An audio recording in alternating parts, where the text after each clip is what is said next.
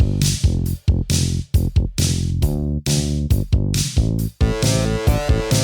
got you into a Remington party. What's my thanks? It's on the hallway carpet. I got paid in puke. Lick it up, baby. I got paid in puke. Welcome to Paid in Puke, a podcast where three women with names discuss movies that are about something other than a man. Paid in Puke is hosted by Amy Green, Christina Barr, and Jessica Baxter. It's also a spoiler-filled free-for-all. You've been warned. On today's episode of Paid in Puke, we fangirl all over Terry Zwigoff's 2001 comedy Ghost World, based on the graphic novel by Dan Clowes and starring Thora Birch, Scarlett Johansson, and Steve Buscemi.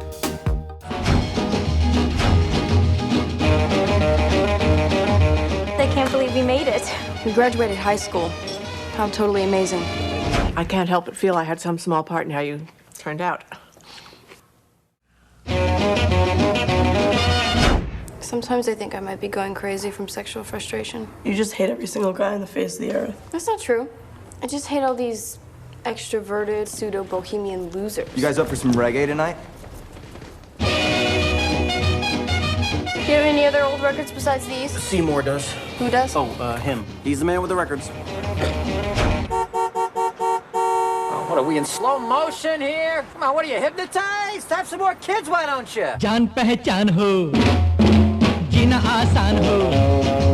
I'm allowed to place one student from your graduating class for a full one-year scholarship, and I took the liberty of submitting your name. This could be a really great thing for you. Would I have to take classes and stuff? Well, I'm just not the kind of guy who has a type. Every guy has a type. What about her? Whoa. Would you go out with her? As long as she's breathing.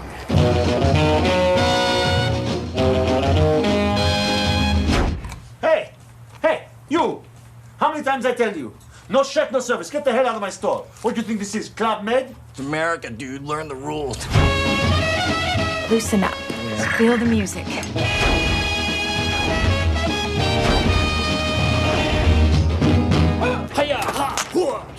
Ghost World.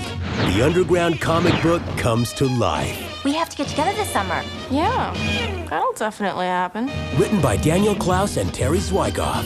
Directed by Terry Zwigoff.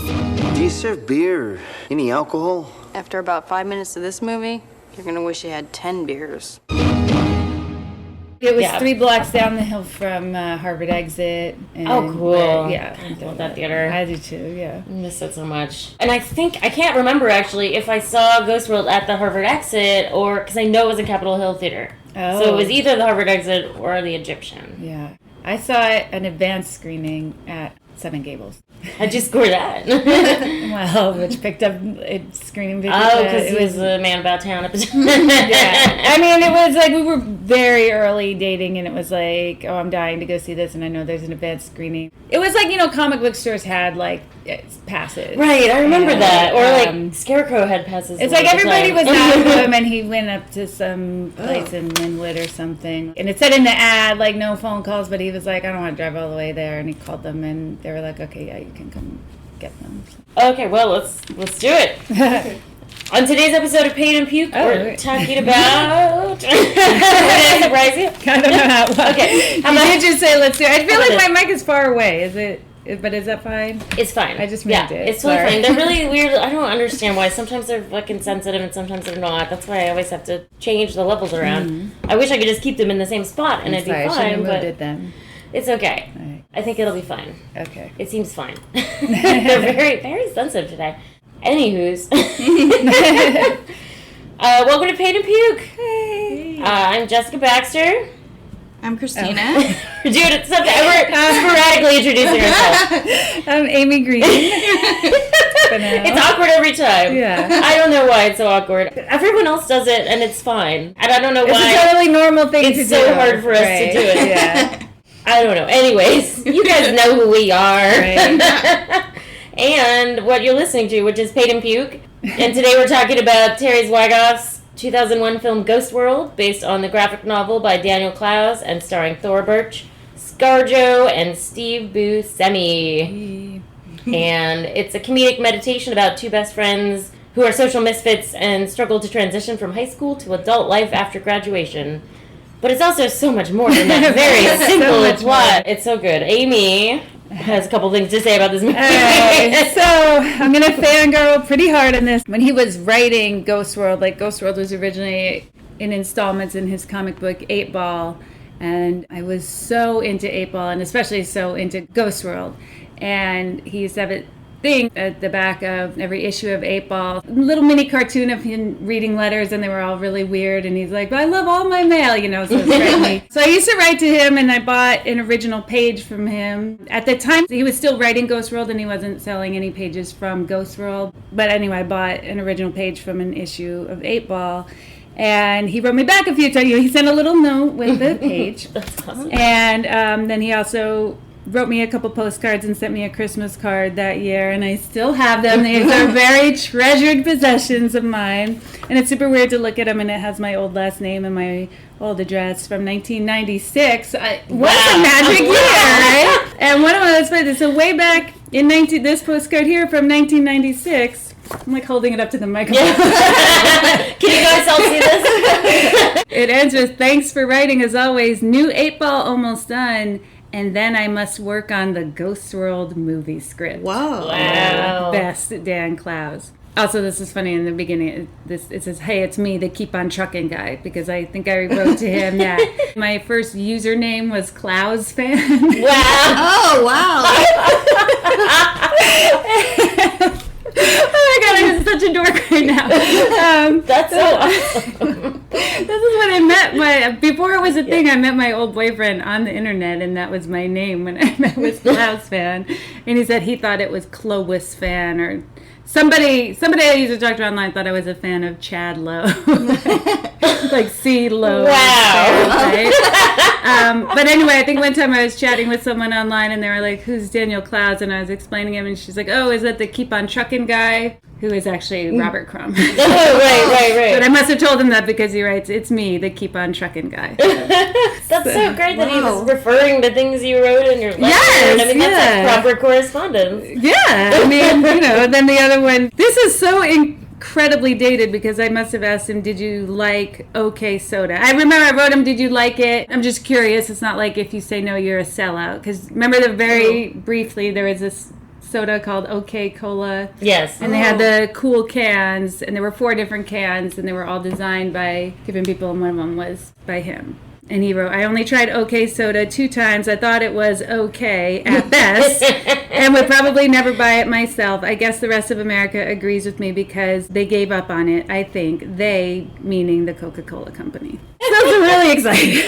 Wow. These are like treasured possessions for me. These postcards from Dan Clowes. What do you keep your treasured memories in? Well, I mean, I'm also a little bit of a hoarder of cards in general. I have like a special box, and then I also have a bigger box that's less special, but it's a little more organized files. But yeah, I mean, these have traveled with me. I mean, this was when I lived in Capitol Hill, so they came with me then to Bellevue, Queen Anne, Boston, Green Lake, Wallingford. So they have survived many moves as well. Yeah, that's awesome. Yeah. So I'm really excited about Ghost World. So then, after having that history with the books, what was your experience when you saw the movie? I mean, I love the movie as such an independent thing from the original story. I feel like it gets the spirit of the story, you know, the spirit of those 2 characters, like they're done so well in the movie, and that it's a story about this girl's friendship and how you can grow apart from someone, or just not even grow apart, but grow differently from someone that you're close with. So I feel like it has like the spirit of that, but the story is so totally different. Like Steve Buscemi's character in the original is barely in it. In one chapter of Ghost World, they do respond to like an I saw you ad, and then they go to that diner and watch the guy, and they feel really bad about it after. It's like this very uncomfortable thing. But that's it. They don't interact with him or ever see him again. Ghost World, the book is so good, and then the movie is also so good as a separate thing. So many, many years later, I went to an event that Dan Clowes was at. He did a Q&A, and somebody asked him, how do you feel about the movies that were made from your books? And he said, you know, they're so different from the original that I've not really connected to them. And he said it was like if you gave up a baby for adoption and then met them as an adult. You'd be like, yeah, I guess that kind of looks like me, but you wouldn't have a connection to it. And yeah. So I guess I feel the same way. I mean, that feels right. I'm not like, oh, it's different from the book, so I hate it. It's just such a different entity of its own. Yeah. That's such a great metaphor. I love that. Yeah. It was a little bit disappointing, that whole thing, when I saw it. Like, I didn't even stick around to try and meet him because it was a, like, don't meet your idols kind of thing. Sure. Almost. Yeah. He said a couple things that were interesting and insightful. That was the highlight. Yeah. Don't meet your idols, especially if you've been writing postcards. It was like 20 years of, like... I had not read the graphic novel before I saw the movie. I saw the movie and it hit me in a very particular spot. My best friend at the time, my friend Faye. She's got to do, I guess. Faye and I swear to God, you got to pick a movie, Faye. Right. Faye and I, we had ups and downs. Unfortunately, we have a happier ending than Enid and Rebecca, but I feel like when we saw that movie, it spoke to both of us in different ways. She would have to speak for herself on this, but I feel like we both saw ourselves in both characters. Obviously, I felt a little bit more like Enid, and she felt more like Rebecca. If we're just going by looks alone. I just had a little bit more of a goth look, and she had a little bit more of a hot librarian look. There's so many little moments, like when, boys are talking to them, and they're like, oh, he likes you more. No, he obviously likes you more, that kind of thing. Or just like... Oh my God. I'm sorry, for some reason that cats, they're not getting along. You guys, shut up. We're having a real Grey Gardens day here. And, maybe they're trying to act Becky and Enid right there. Yeah, that's true. Yeah. Pedro's definitely the ScarJo of those two. You're right, clearly. I totally lost my train of thought. God damn you, cats. What about you and Faye? Oh, yeah. Enid and... The things that, and then, okay, what else? Oh, and because we did live together for a while, and she kind of, like, broke up with me when she wanted to live on her own.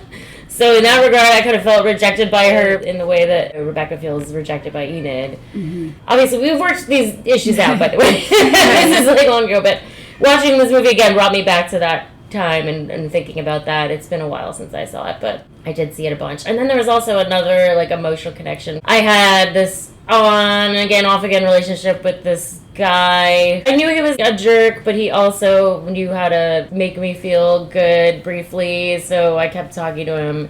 And he called me after that movie came out and was like, I saw that movie and I thought of you and I wanted to talk to you about it. And then we got coffee and talked about it. That came up again while I was watching it. I totally hadn't thought about that in years. Wow. So yeah, there was like a lot of emotion around Ghost World for me. And then I did read the graphic novel after that, and I was surprised by how different it was. Mm-hmm. But the one thing I liked better in the graphic novel than in the movie was, in the graphic novel, as you said, Seymour is like a minor character. She doesn't end up sleeping with him. Right. I hate that. I hate that so much. That's my hot prop. I mean, I guess we can start with hot prop. Shut up. Hot probs is on. Oh, shit, yeah. Number one hot prop for me is that happens. I don't like it. I don't know if it necessarily betrays Seymour's character. I can see from his point of view why he would do that, I guess. But on the other hand, ugh. Yeah. That it happens at all, and then the aftermath of how it happens is also a prop for me. Yeah, how he's like, oh, we're in a relationship now. Yeah, it feels very incel friend zone. I feel like the way it's played out is it's like, she was reckless with his feelings, that she wronged him in some way by sleeping with him and then regretting it. All of it just really rubs me the wrong way. You're right. I mean, it is played for sympathy on his part. Yeah, just the age difference too really bugged me a lot. 25 years. Yeah. Right. And she's 18 years old. Yeah, and she did do the meeting the diner and in the beginning where he gets stood up, but I mean, like, they're kids. The age difference was really problematic to me. Like, he had this idea like they were going to be together, and once they slept together, he had this whole story in his mind that she was not even aware of or was wanting anyways. Yeah, I mean, she's obviously very lost. Yeah. She's the one who suggests moving in with him, but clearly she's just thinking out loud and trying to figure out what the fuck she wants, and she's 18 years old. I guess because he's such a... I don't know, an agoraphobe sort of or whatever. He doesn't, he's not very socially adept. He doesn't leave the house. He doesn't leave his little fortress very much. Yeah. He just really doesn't have a lot of experience with a lot of different people. So maybe he doesn't recognize the signs of her just being an indecisive 18-year-old trying to figure shit out. Right. He's like, this is what she wants. And because all of her statements are so self-assured sounding and declarative, which is also indicative of her personality and being her age, that he interprets it as the decisive decisions of an adult are maybe true to the character, but at the same time still very frustrating and upsetting. I didn't have a problem with their friendship at all until that point. Young people can have friendships with older people, that's fine. But the fact that he allows her to cross that line and then runs with it is just so upsetting. For me, what rubs me the wrong way the most about it is that I feel like how it's played after. It's like, this was so damaging to him. It's that sort of mythology that I don't think is really, where it's like, oh, he got friend-zoned or something, girls don't want a nice guy or something, that's how it feels. It should just be like, oh, God, that was a really weird, awkward mistake that they both made, That's for sure, like, my hottest of props in this movie. It's a real hot one. Coming in hot on this. Yeah. I don't know. And you could still have those events take place and have it just played differently from a different perspective. Make it seem less like he's wronged. I don't know how you would do it exactly, but maybe just through some conversation. Maybe like when he shows up at Rebecca's house, she's like, dude, she's an 18-year-old. What the fuck? Right. Why are you even here? Go hang out with people your own age. That sort of thing. Instead of her, but I don't know. It really bothered me. And I haven't seen this movie since I had kids either, so. Last time I saw this movie, I was Enid, and now I look at her as my daughter from that perspective. God, it's so weird. The movies you watch pre and post kids and how different you see them. For me, the most is Say Anything, where I'm like, now that I'm an adult, you see the dad's all the way. He is not good enough for her. I love when he says, I don't know why she's chosen to champion mediocrity. I'm like, you get him, Jim. Yeah, it's so true. We know for sure that she did not end up with him. There is no way. Yeah. I have a couple of other minor ones. For instance, like dyeing her hair twice in 2 days. Oh. Triggered. I was wondering if hair dye was not accurate. Well, it's just, first of all, it would not have come out so perfectly from black. Like, she'd have to bleach it so hardcore to get to that green, that vivid green. Yeah. And then back to black after that. The hair is just going to fall off. Like, there's the fact that it wasn't just straw breaking off her head after that. And then also that they don't carry bags around. They don't have purses. And then it just didn't even dawn on me, especially until that scene where Enid's like, do you have a pen to write this note? And Scarlett pulls out a pen from her pencil skirt somehow. And then I was like, why didn't she have a purse? Like, it's not weird that she had a pen. It's weird that she had a pen in her skirt that probably didn't have pockets. She's just like, here you go. It was such like lazy movie making. Yeah. That is weird. I had a minor hot prob with one of my favorite scenes was the coffee shop scene where Enid goes to like visit Rebecca where she's working at the coffee experience, which is clearly a ripoff of Starbucks. The guy in the wheelchair that answers the trivia question, it's like he's looking it up on the internet. Yeah. And it's really just like Microsoft Word. He just opens it up and I'm just like, that's not the internet. I don't know. It was just like, it was I don't know funny why we had to see the screen. We could have just had him type. Yeah. We could imagine. Like, he could have, like, some software, like, encyclopedia stuff, like, what was it called? Encarta or something. You know what I mean? There's some, he could look something up not online. I feel like back then there was all these, remember you would, like, buy things to load on your computer? Right, like CD-ROMs. Yeah. He wouldn't have to be online, but they show him. On the female. And then he on a female. Excuse me, I can't read the trivia question. Where in the human body is the Douglas pouch located?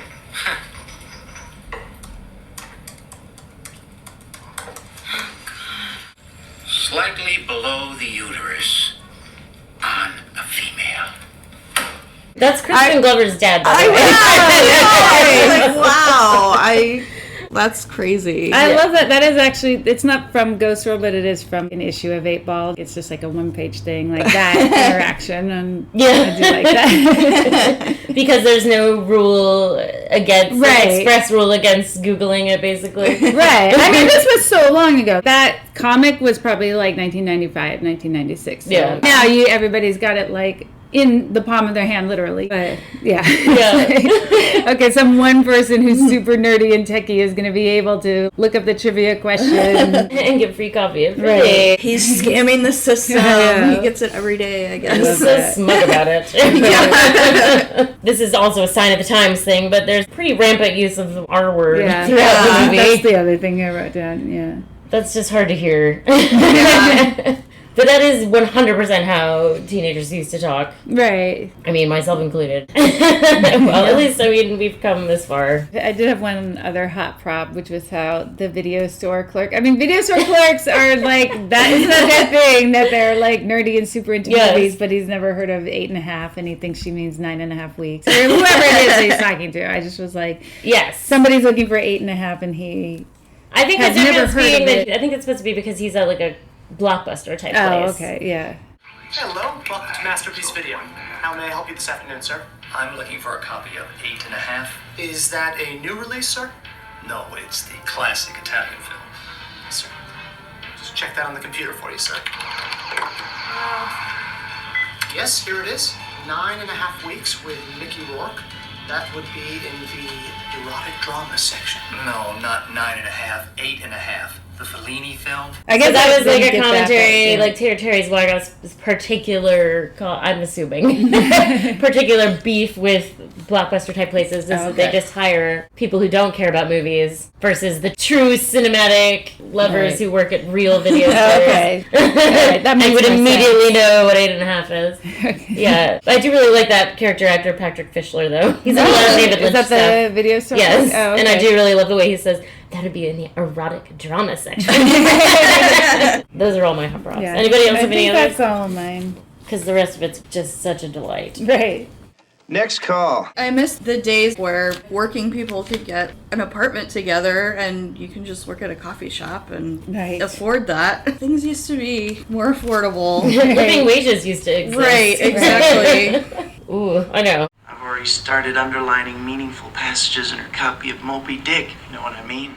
When they're talking about the cooked chicken thing, and Enid's kind of like, what are you saying? I don't get it. Are you saying that things were better then or better now? So, I don't really get it. Are you saying that things were better back then, even though there was stuff like this?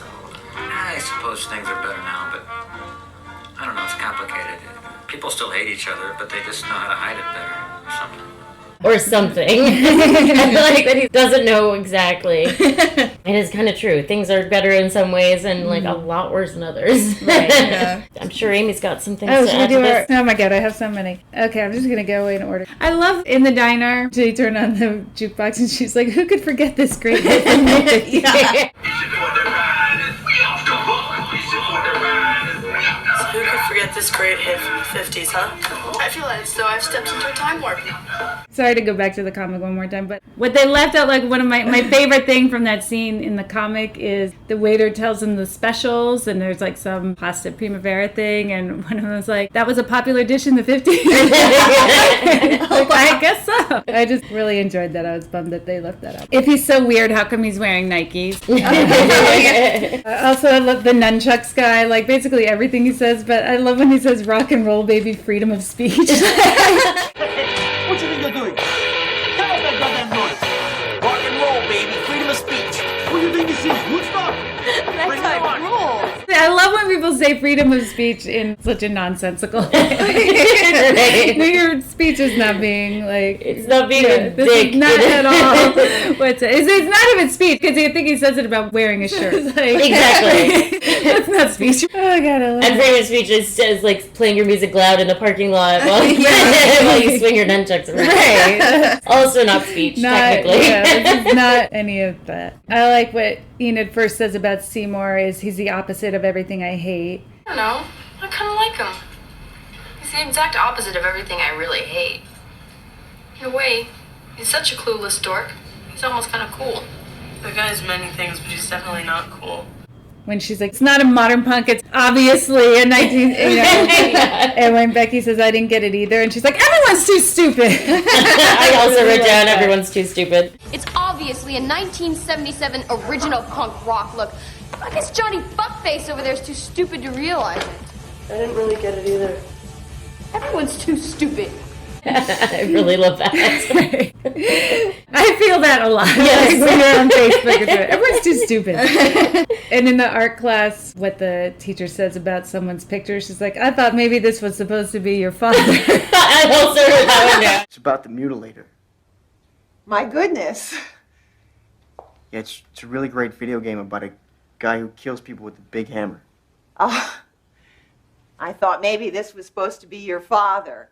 Her delivery on that is so great. Yes, her delivery is very good. What Seymour says when he says, maybe I don't want to meet someone who shares my interests, I hate my interests. Yes, I wrote that one down too. We need to find a place where you can go to meet women who share your interests. Well, maybe I don't want to meet someone who shares my interests. I hate my interests. And then one of my favorite things, like, ever in any movie is when the guy comes on the radio and Seymour is like, oh, that asshole's voice is so hostile. Donnie J! Nothing but classic rock coming at you this beautiful evening. You're listening to KFTO! God, that asshole's voice is so hateful. 11 minutes from the top of the hour. I wonder I never listened to the radio. It's so shrill and loud and piercing. I mean, it's like I feel like I'm being jabbed in the face. KTO coming at you on this beautiful evening. Thank you. That really nails like what his character is to me, just someone who's so at odds with society. Yes. And then soon after he says, I can't relate to 99% of humanity. Yep. Well, now I remember why I haven't been anywhere in months. It's simple for everybody else. You give them a Big Mac and a pair of Nikes and they're happy. I can't relate to 99% of humanity.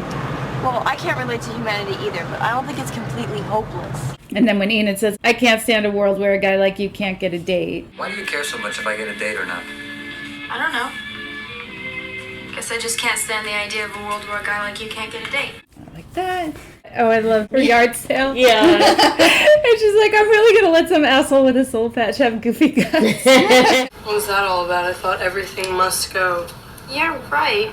Like, I'm really gonna let some asshole with a soul patch own Goofy Gus. And then when the lady's trying to buy her dress, and she's like, it would look stupid on you. How much for this dress? God, I can't believe you're selling that. That's $500. What? 500. You're crazy.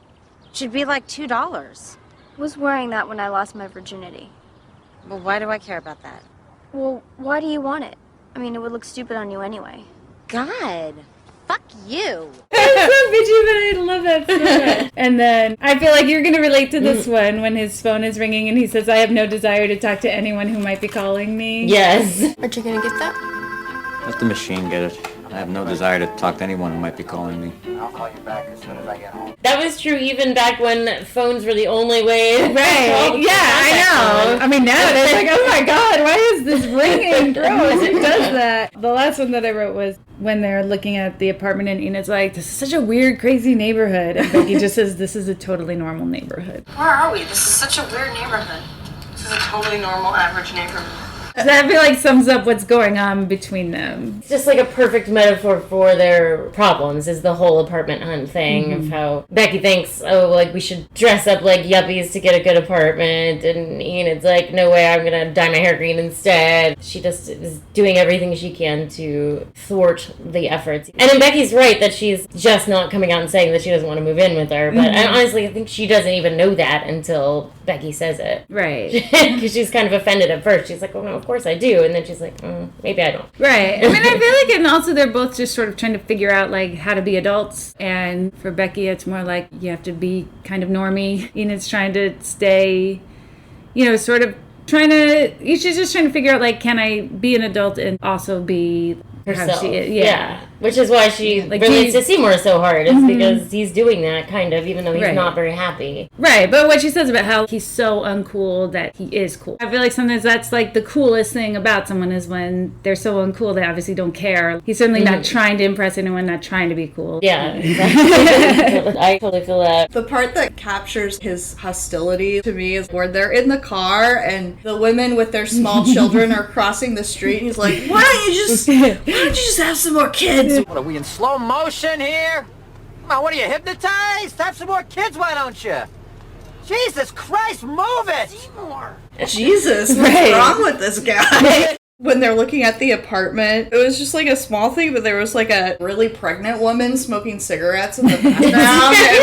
It was like a funny detail, I guess. And then with the totally normal neighborhood, and then I love the part where Rebecca, she's like so excited about the adulting. She's like, I gotta show you this. And she goes and gets the built-in ironing board and holds it down. Isn't this great? Like, I just loved that. I do. I really love the way she rubs her hand over it. I so remember that. I just want my own place. Getting to move out of your parents' house and have your own place. Just being thrilled by an ironing board just was familiar to somehow that means I'm an adult. There's a lot of pleated pants in this movie. And Seymour in his pleated pants. Just funny to see Steve Buscemi in very dorky clothes. And his age-appropriate girlfriend gets him those jeans. Yes. And it's not that much better. She's trying to make him hip or something. I don't know. She's trying to make him more like her version of what a nicely. I mean, I totally related to that in a way, or just recognized it because my dad is kind of a natural dorky dresser. Like for years, he just had a series of free corporate polo shirts that he would wear, and then my stepmom is fashion forward for her age group, you know? Like her favorite store is Eileen Fisher. That's like her kind of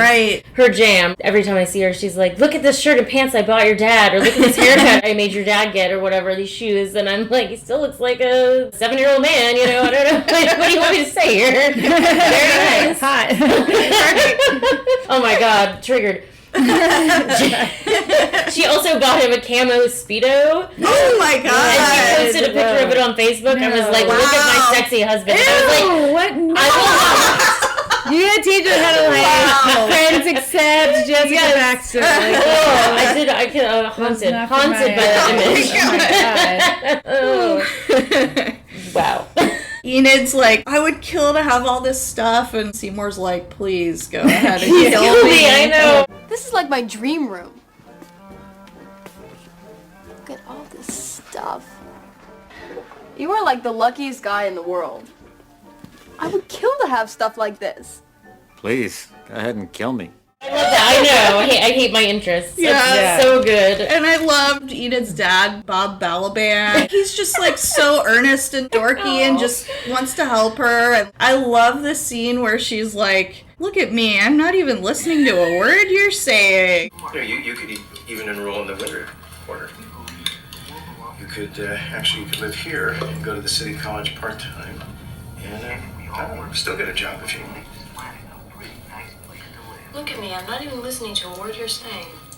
Oh, did I tell you who I ran into at the bagel place? I just loved that line so much. I remember like when I saw it, I was like, I saw this movie with my friend Phil when I was in college, and 20 minutes into the movie, he reached over and he like whispered to me, Christina, these girls are mean. I remember laughing so much that he said that, and I was like, this is great. I felt like I identified with they're living in painfully normal suburbia, not being understood. They're not mean. I guess they're sort of, they're a little mean, but like they're figuring it out. Like if they were 30-year-olds, it'd be a totally different story. Totally, they're 18. It's totally normal behavior. I know, right? And I was like, I thought it was so funny that my friend Phil was just like, God, these girls are mean. And I was just like, come on, this is great. Classic Phil. I know. I don't know what happened to him. We're not friends anymore, I guess. He's probably at a party like that party in the... You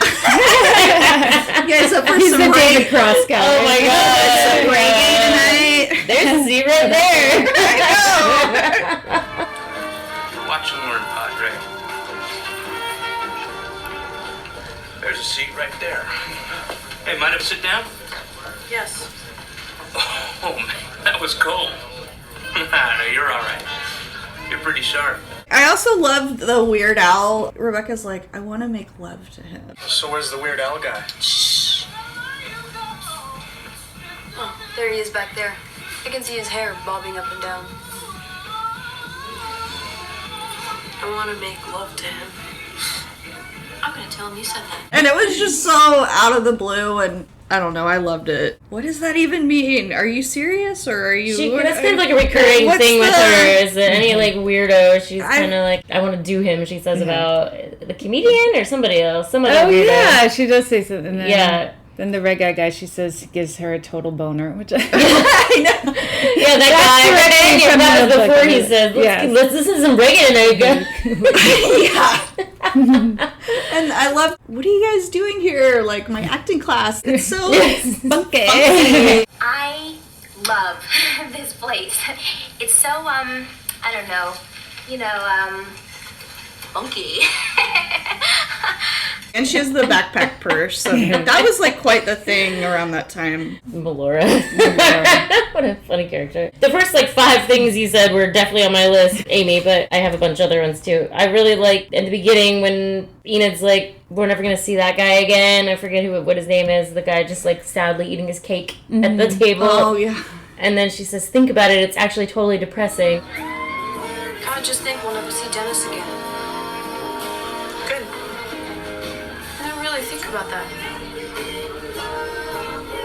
It's actually totally depressing. And then the camera zooms in on her face and you can see her really thinking about it. I mean, it's just 18-year-olds coming to terms with what life is. Everything is this way for a while and then it ends and then it's never like that again. Even if you didn't really enjoy it, it's just kind of sad to think about the way life transitions from one thing to another. There's just so much going on in her eyes when the camera's zooming in right after she says that, realizing what time is and what life is when you're that age and how it is totally depressing. And adulthood is just trying to forget about those realizations and carry on. Right.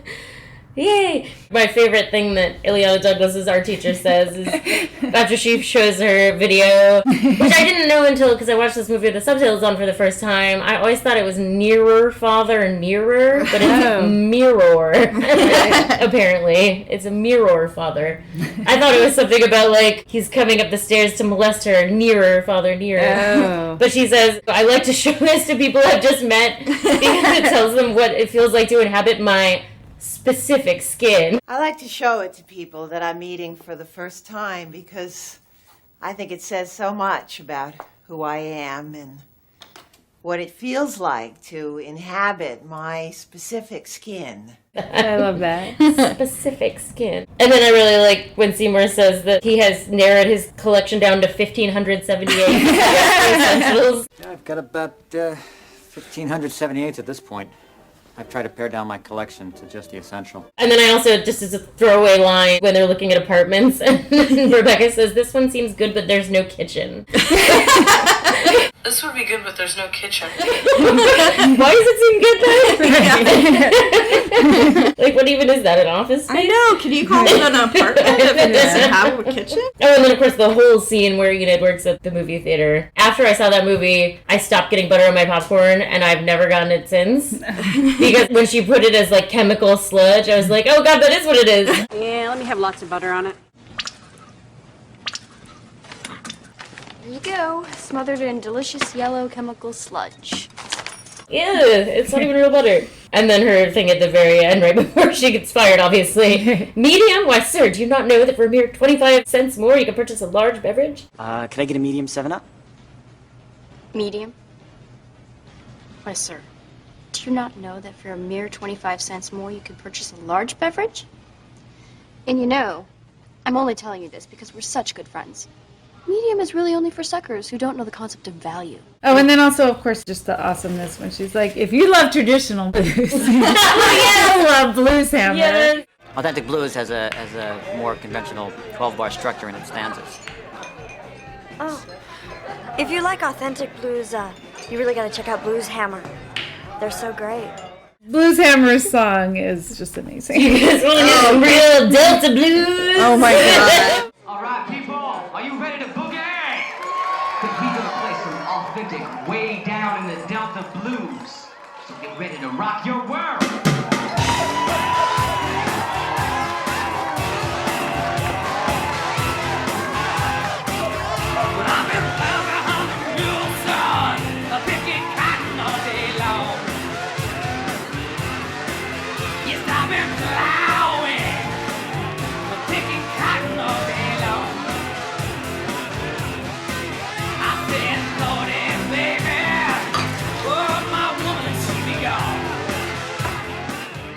Oh god, this white guy Singing about picking cotton. Yeah. Oh my god. So gross. bad. And then everyone gets up and starts dancing. Yeah. That whole scene is pretty terrific. Like, you really feel for Seymour there. Yeah. Just like old ass authentic musician, and no one's paying attention to him, and they're all just like eating their hot wings. What else does a suicide need, huh? Now, if you'll excuse me. One interesting thing I read was that Rebecca from the comic is supposed to be terrible. The character, one of the main differences, I mean, she's supposed to be terrible in the movie too. Just the character. She's not supposed to be a nice person or relatable or sympathetic in any way. And on the commentary, I forget if it was Clowes or Zwigoff who said ScarJo made her sympathetic. Oh.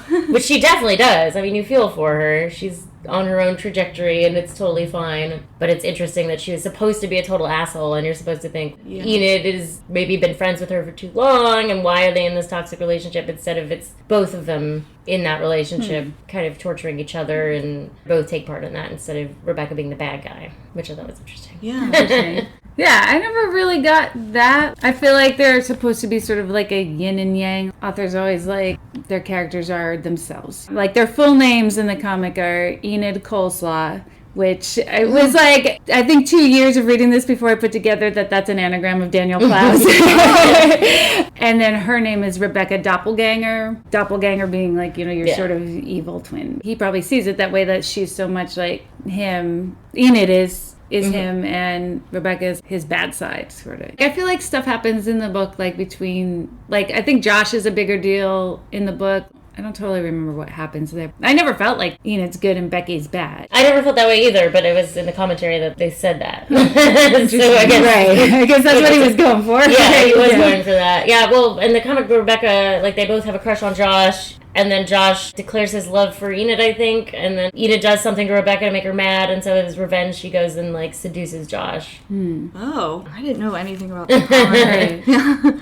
That's interesting. Do you guys remember what happened to Brad Renfro? I know he died, but did he die of drugs?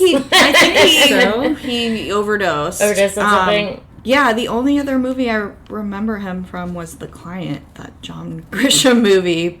Oh, he's but I like feel the like kid there in was that? some. Yeah, he was the kid in that.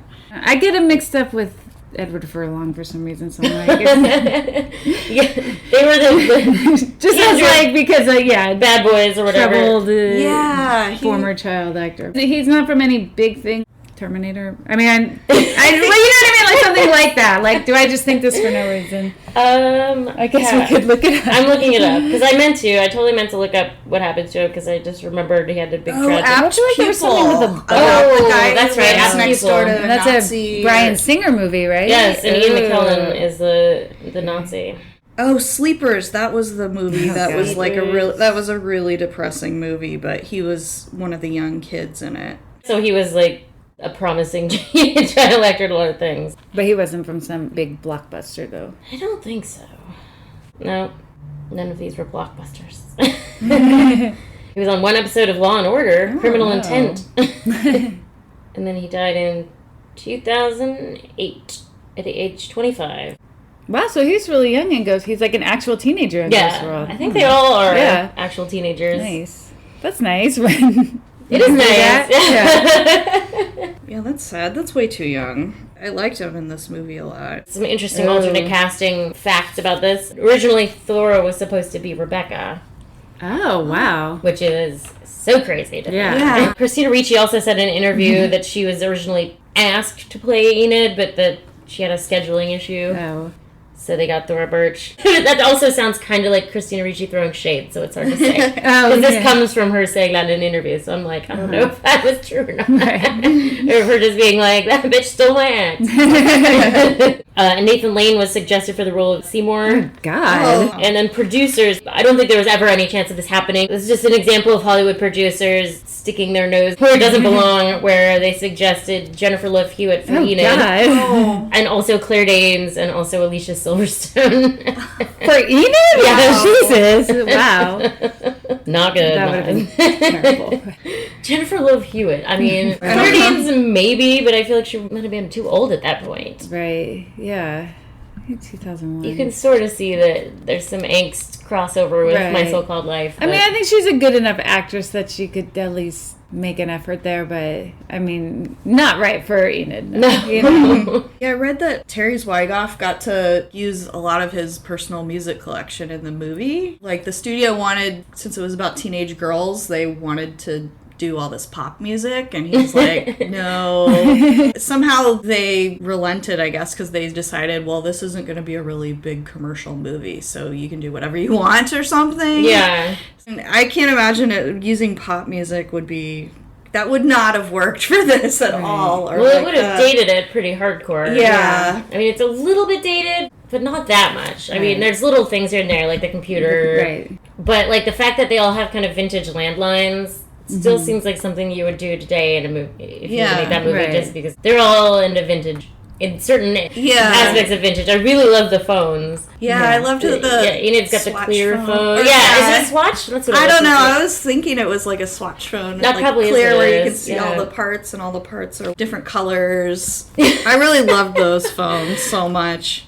Yeah, and then Seymour's is like the first phone. I don't know what you can call that, where it's like the big long stick with the separate earpiece and the rotary dial. And then Scarja's got like the classic yellow boxy landline. Oh, yeah. Those are really nice touches by the set designer. I mean, the set design, outstanding for this. Whoever did that really nailed it. I mean, the outfits. Right, the outfits too. I know. I loved Enid's shirt with the girl in the garbage can, like the recycled youth shirt. That was so good. Her like obvious homemade shirt. Yeah. Her room is really great. And then all of her dresses are so nice. And obviously I love her suitcase at the end. I really liked seeing Terry Garr in it too. I like her a lot as an actress. Maxine. Although it definitely seems like they had a weird relationship there. Or maybe she's kind of annoyed that she's back in her dad's life. And definitely. Yeah.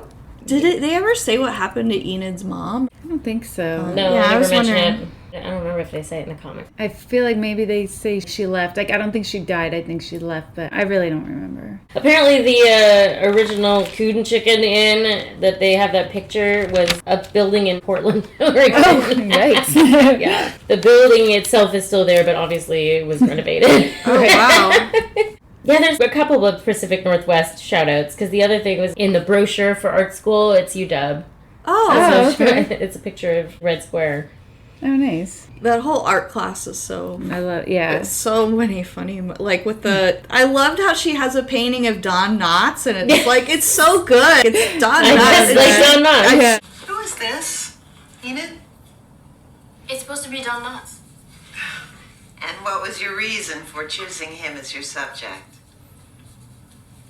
I don't know, I just like Don Knotts.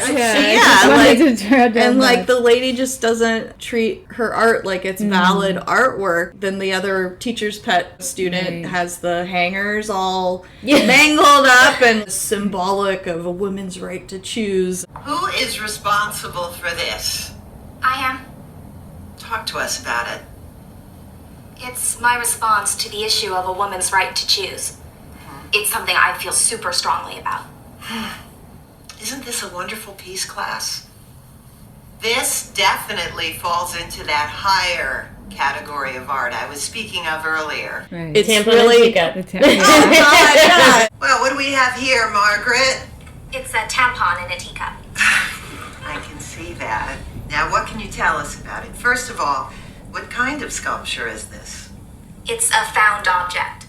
That's where an artist takes an ordinary object and places it in artistic context, and thus it becomes art.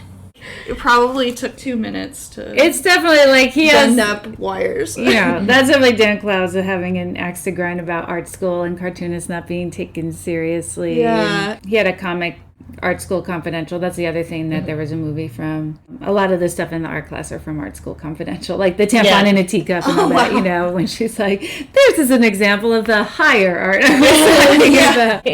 Found objects. Right. But just that whole frustration of how if you're doing cartoons, that's not real art. Exactly. Yeah. And how even like the guy who The mutilator is more art to the teacher than that lovely picture of Don Knotts, who is a very worthwhile art subject. I mean, she does come around where she's trying to get Enid into art school and all that, you know. But it's only after she thinks that she painted the coon chicken sign. I don't think she thinks she painted it, though. I mean, I think she says she says it's a found art object, Yeah, interesting. Maybe she, then sees, she's like, well, if she's capable of learning from me in this way, then right. her art I mean, will I be think she elevated. can see that she's talented, even if she doesn't feel like her subject matter is as meaningful, but, you could tell, she can really draw. Those drawings were done by Sophie Crumb. I thought was interesting fun Sophie fact. Crumb. And Zwigoff asked Clowes to do Enid's sketchbook, but he said he wanted a young girl to do it for authenticity. That's I cool. like that. Yeah. But the unicorn painting in the art class was done by Clowes, which is really funny. That makes me laugh every time. That unicorn is so funny. Midsummer style pan of funny art. Yeah. I guess that's something I really like. Yeah. Apparently. Every time they show Norman, I feel like, does he remind you of David Lynch? I always get a David Lynch vibe from Norman. Like David Lynch, the man himself? Yes, yeah. Oh. Yeah, he just kind of reminds me of him a little bit. I guess it's just me. I don't know. Every time I see him, I'm like... I mean, more of like a character who would be at a David Lynch thing. I don't know. He reminds me of him personally. I don't know. Yeah. You don't know what you're talking about. I do like the way he says that. Are you waiting for a bus? Yes. I hate to tell you this, but they canceled this bus line 2 years ago. There are no more buses on this street. You don't know what you're talking about. I like the pants. Yeah, It's a nice I like detail. that. Hey, look, there's the pants. Where are we going? And that's kind of like city life. You just notice that kind of thing. Yeah, my old friend Lissa was a runner and said she and her friend had a running route they did every day, and there was an old pair of underwear hanging off a thing, and that they would use it at okay, let's run hard till the underwear slow down. So who's going to remove this, Right, yeah. I mean, it's one thing to pick up a wrapper and throw it in the garbage, but a whole pair of pants. Yeah. You're just not going to do that. Did you guys see American Splendor? I loved that movie. Yeah. It was not in a long time, but Yeah. I liked it at the time. Even though I think that, what's his name is overrated. Paul Giamatti. A little bit. I like that both girls sit in the back seat when they get Josh to drive them to the diner. Oh, yeah. That's also, I mean, there's just lots of little shorthand like that reminds you that they're teenagers. Yeah. Should we do our lunchtime poll? Yeah, let's do it. So this is what's called a lunchtime poll. I have a question about it, though. okay. First I'll say what it is.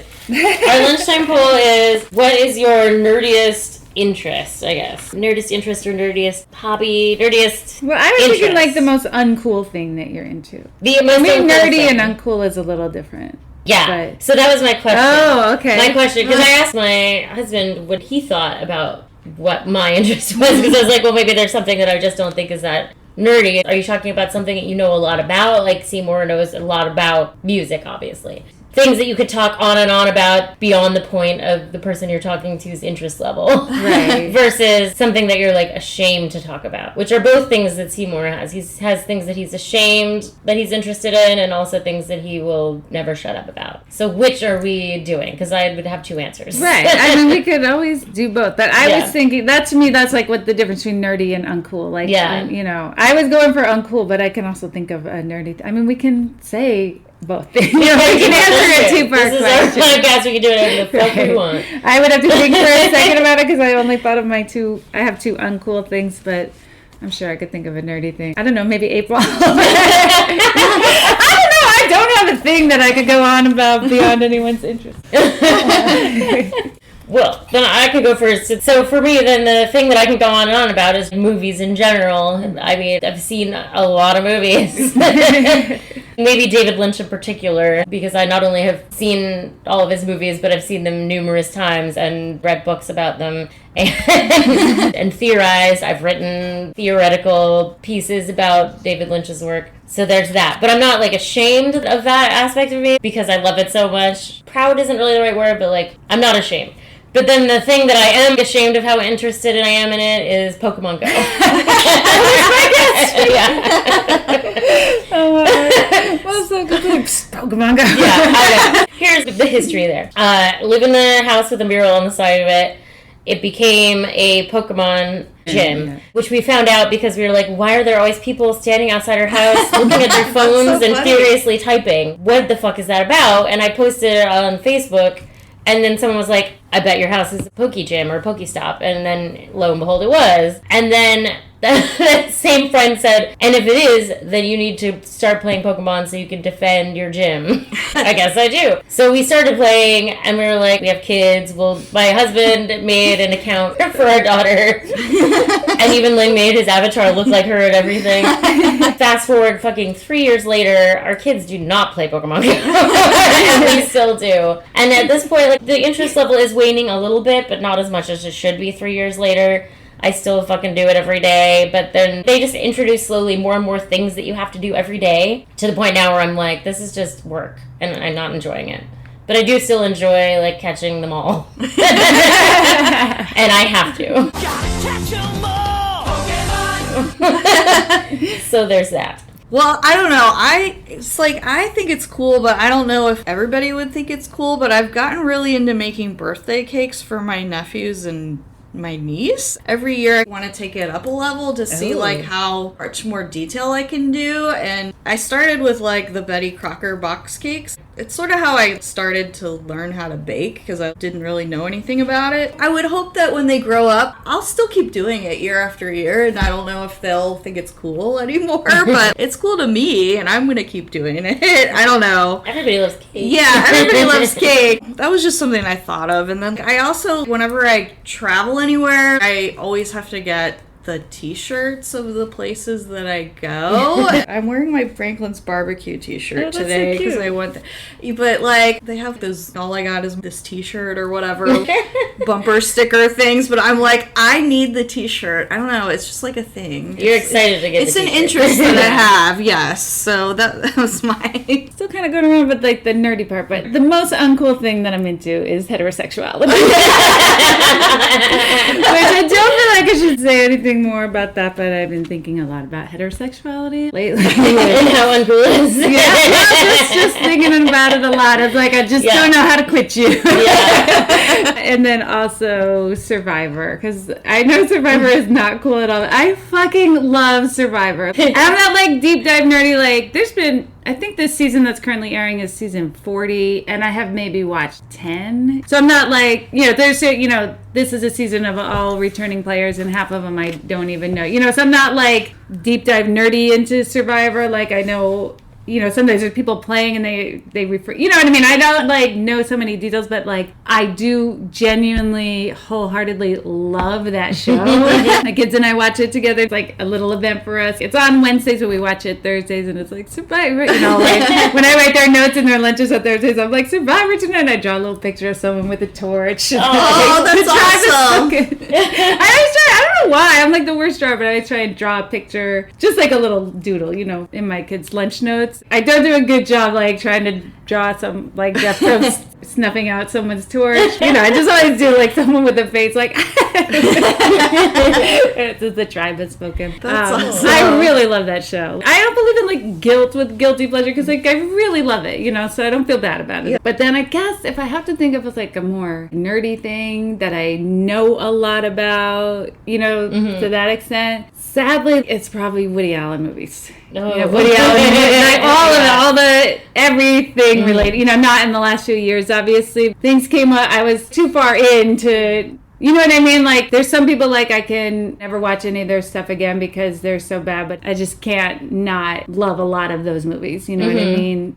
Before the last few years, I've just always been so into basically his whole body of work. I mean, obviously he has some bad movies. So I guess that would be like my nerdy thing, but that I am like, is like a secret shame kind of. Yeah. It's my most problematic fave.